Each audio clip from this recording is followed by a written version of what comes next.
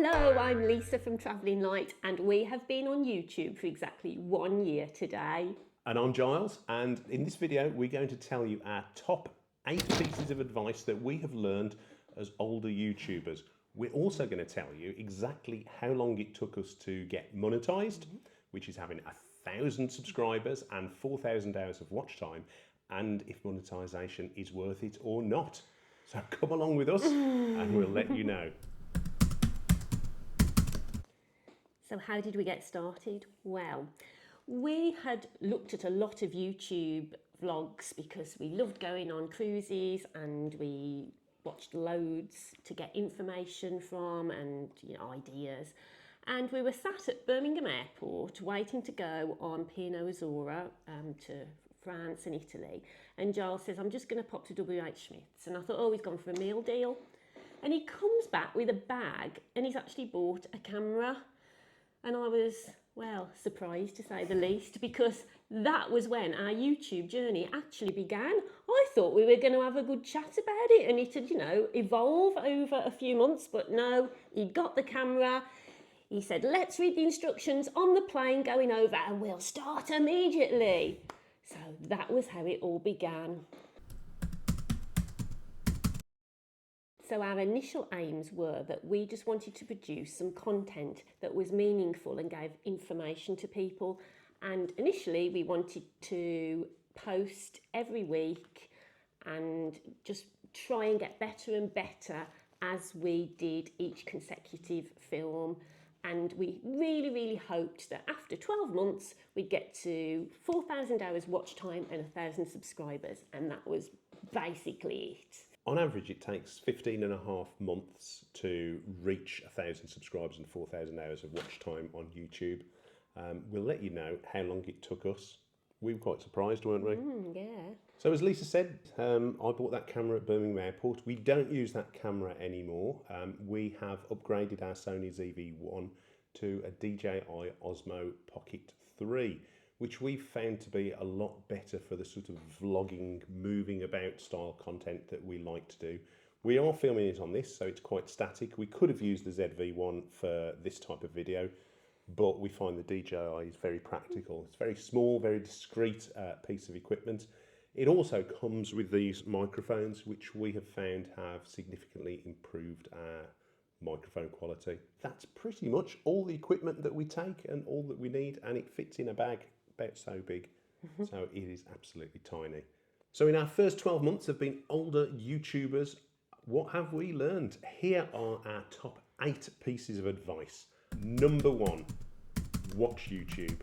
Watch lots of YouTube, both in and out of your particular niche.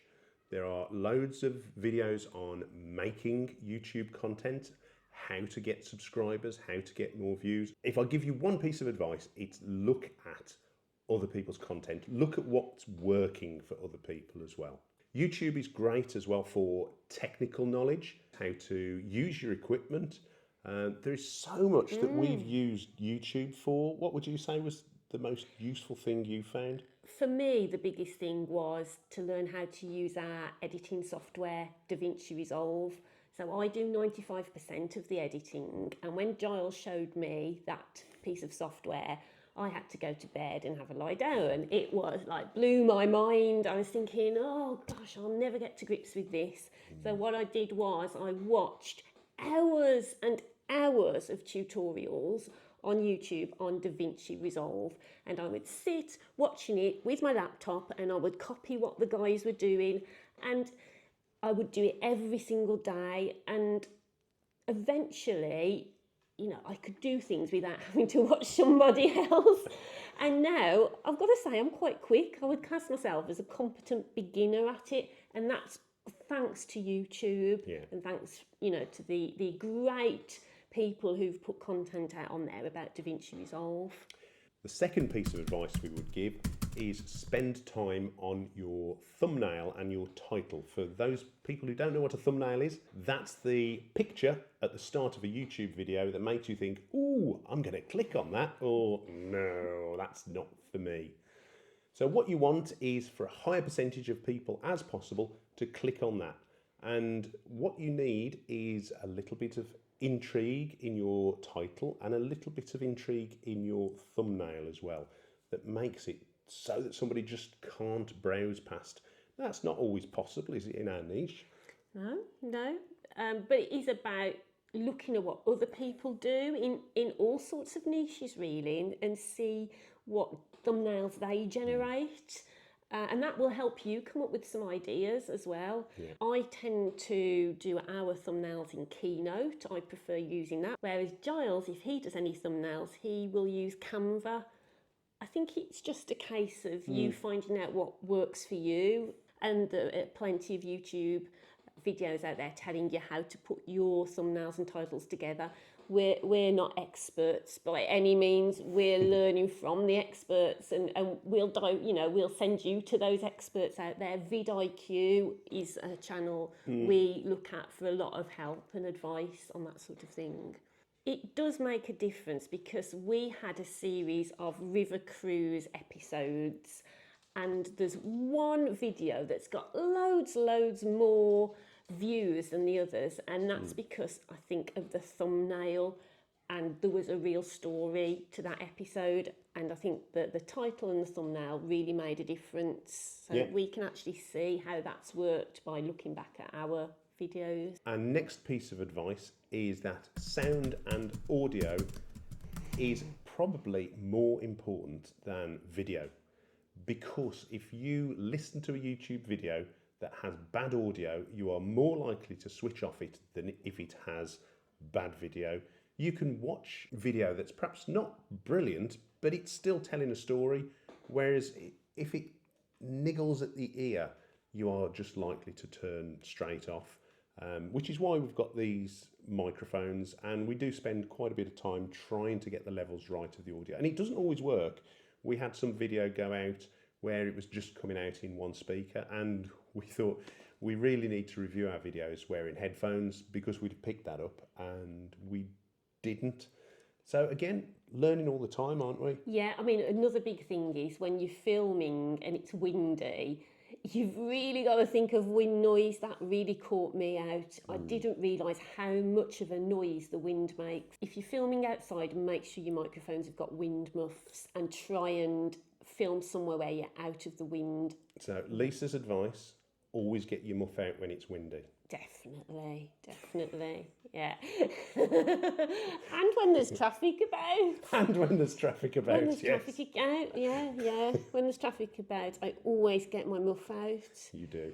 And on that bombshell, Number 4, the first 30 seconds of your vlog. Now, this needs to be good. The first 30 seconds, you need that to be punchy, fast-paced, informative, so that people will keep watching your vlog. I saw some vlogs saying that when you edit your video, you should spend about 70% of your time purely on that first 30 seconds to make sure that it is really good. And so when I do our editing now, it is the first 30 seconds that I spend an awful lot of time on. And you can use music to do that. You can use lots of different frames. You can put something in that first 30 seconds that you're going to explain later on in the video that makes people want to find out what's happened. There's so many different things you can do in that first 30 seconds. And the people that do it well are the people that get the views. tell people what your video is going to deliver in that first 30 seconds. We don't always do it. Did we do it in this video? Perhaps not. Piece of advice number 5, and that is be consistent and don't give up. We decided early on, didn't we, that we were going to try and post a video every week. And we weren't 100% sure in the early days what our particular niche was going to be. We've called ourselves Travelling Light. It was going to be about travel, it was going to be about places, days out in the UK, and we have done some of those videos, but in the very early days, our content wasn't brilliant, was it? And it didn't perform particularly well. In our first month, our first video did okay. The videos after that performed very, very poorly. 50, 60 views. We could have given up at that point. We could easily have given up at that point. We had, in our first month, 42 subscribers, which sounds good, but those would all be people that we knew, and that really doesn't count because those aren't the people that we wanted to reach. We wanted to reach new people because it takes a while to build up a back catalogue of videos. So if someone clicks onto your channel and there's 2 videos there, there's no real incentive for them to subscribe because they can watch those videos, and if you don't post regularly, they'll think, oh, okay, somebody's posting every 3 months. I'm not going to subscribe because there's not going to be any new content. Keep turning up and don't let it put you off if nobody watches, certainly for the first few months. And we have been consistent. We have posted every single Friday night at 5 p.m. for 52 weeks. We've never missed a week. And, you know, I'm quite proud that we've been able to do that because that was one of our aims when we started out. We've done well, haven't we? Yeah. High five.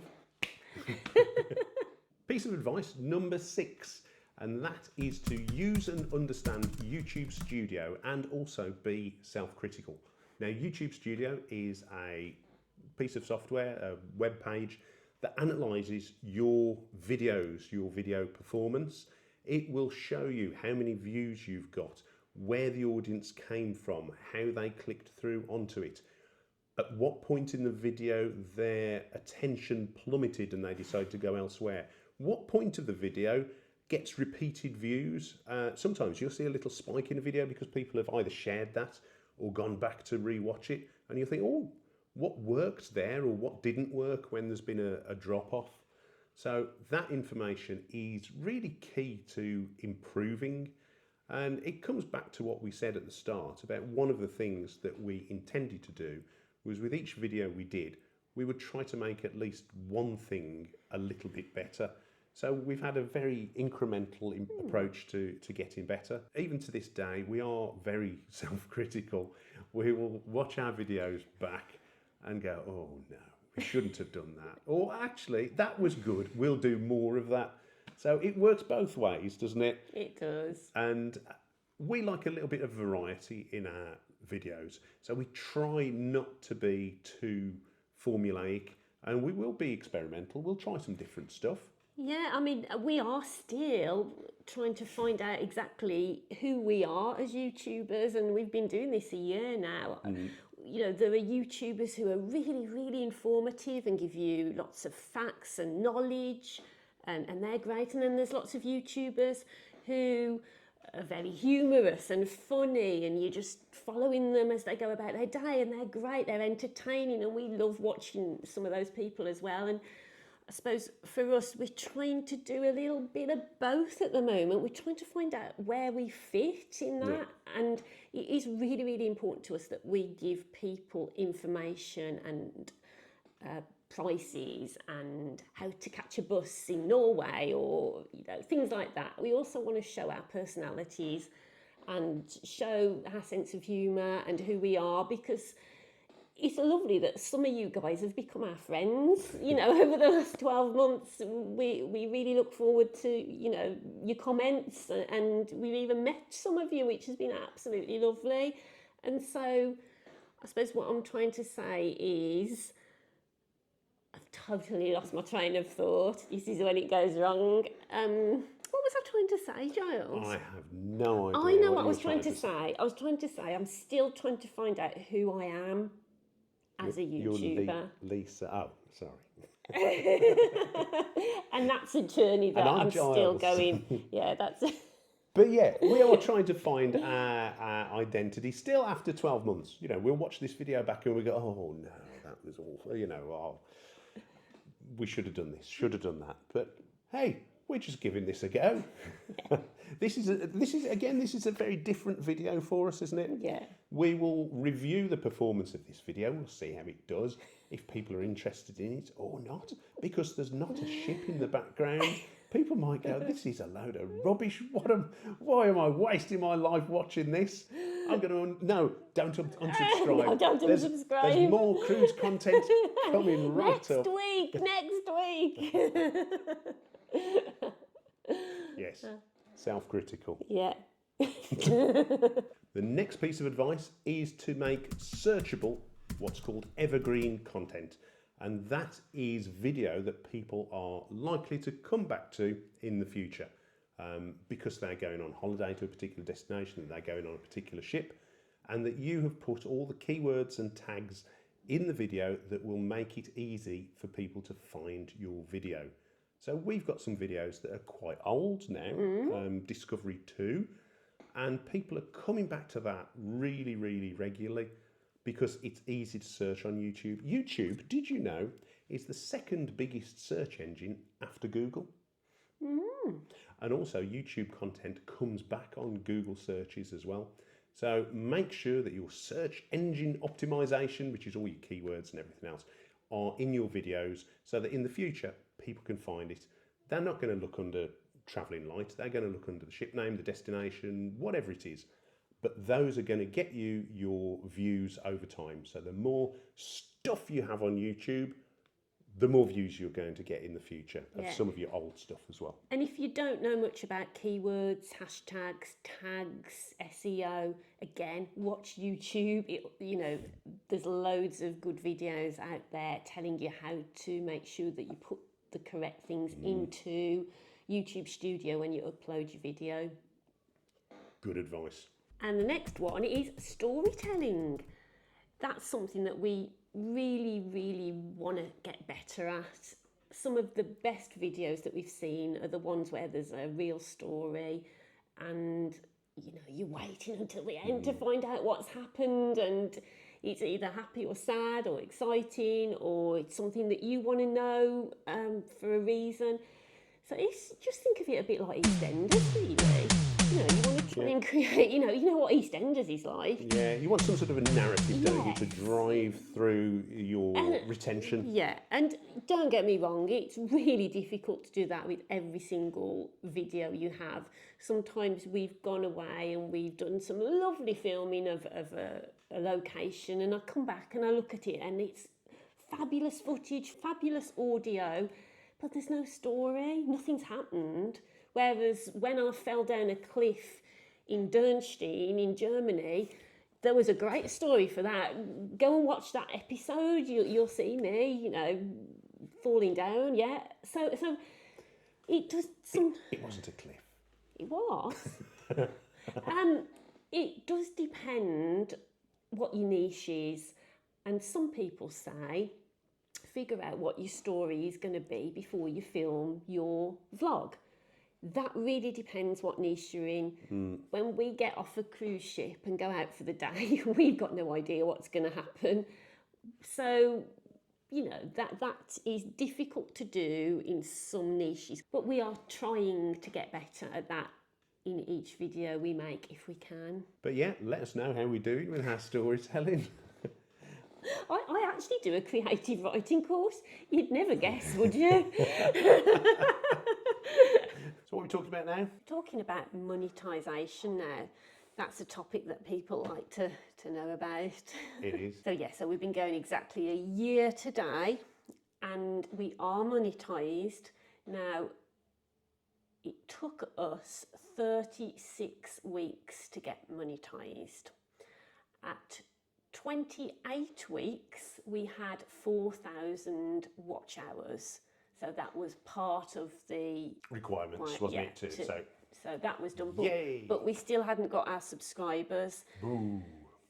So our subscribers, for the first 6 months of our channel, we'd acquired 400 subscribers, and we were getting subscribers very slowly, dribbles and drabbles, weren't we, of subscribers. And every little milestone of subscribers we would celebrate. So in fact we still do. Every 10 subscribers is like, yay, we've got another 10 subscribers. And every 100 subscribers, wow.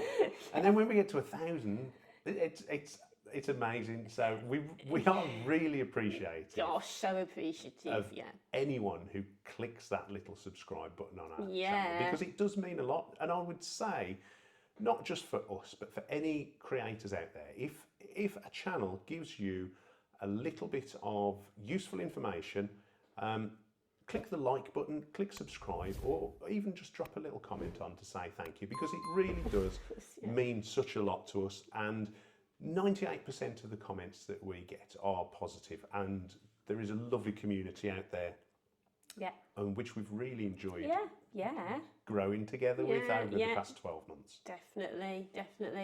But back to subscriber numbers, because Giles has just got sidetracked. So we've got, it took us 6 months to get to 400 subscribers. And then every 2 weeks after that, we started picking up 100 subscribers. So it started snowballing, and at 36 weeks, mid-April, we got to 1,000 subscribers, which you then get a message from YouTube saying you're entitled to become monetised, and you have to then jump through a load of hoops and fill in a load of forms. And I would recommend that you watch some more YouTube videos on how to fill out those forms, because it wasn't straightforward. No, and because it's American, there's all sorts of tax information that you have to put in as well. Yes. So at that point, we got to 1,000, and we were, like Giles said, we were really made up, because we thought it was going to take us at least 12 months to get to that. But we're so grateful to each and every one of you who has subscribed. Thank you, really mean that. But is monetisation worth it? We've got there. We've had 3 lots of money from Google, YouTube, from AdSense. So every time there's an advert that doesn't get swiped through or clicked over and it's watched, it gives us a tiny bit of tiny bit of cash, which we are grateful for. Gosh, yes. But is it worth it? Well, in terms of the time that we spend on YouTube, watching videos, doing the research, doing the editing, doing the filming, everything else, we probably get paid about 1 pence an hour, or have done over the past 12 months. So it's not worth it. It hasn't even paid for, the money we've received so far hasn't even paid for one of our cameras. So it's not that we're making a fortune. And I'm not going to tell you exactly how much we make, because that's our business, but it's not a fat lot. It doesn't pay for our holidays. It doesn't even pay for the parking, does it, when we go on holiday? No, but what I would say is, as a woman in her 50s who got made redundant and thought, gosh, what am I going to do in my life now? It's made me focused. I've learnt new skills. I've made new friends. I look forward to editing videos, and it gives me something to talk about. It gives me something to share. I can be creative. I've recently got into using a sound program to create music. It's given me a whole range of things that I now get excited about. I think it's made my life fuller and more interesting, and that might sound sad to some of you. But, if you knew me 12 months ago, you would have known I was a real technophobe. I had no interest in doing anything with phones, cameras, computers. I shied well away from it. Whereas now, I know how to use the camera, I can edit, and I'm really proud of myself, because I never thought I would do those sort of things at my age. And so has it been worth it? Not from a financial point of view, no, but from a development and social perspective, yes, I've enjoyed every minute of it. I don't know whether Giles can say the same. I think, I totally agree. And as a couple who've talked about everything, it's given us something else to talk about, hasn't it? The kids are growing up. We could have sat there just looking at each other, but we've got a purpose. We enjoy doing this. We enjoy bringing information to the screens, and we'll continue to be there most Fridays until something changes. And this is also for us, because as we get older and perhaps we can't go to these places that we can at the moment, we'll be able to look back on these videos and they're memories for us and our family and our friends. And it's just, just our something kids will nice. be able to watch them when we're dead. No, but I hope that, this video comes across okay and that you found it useful. Don't worry about being perfect to start with, because nobody is going to be perfect. Just do something, make something, produce something, go out there.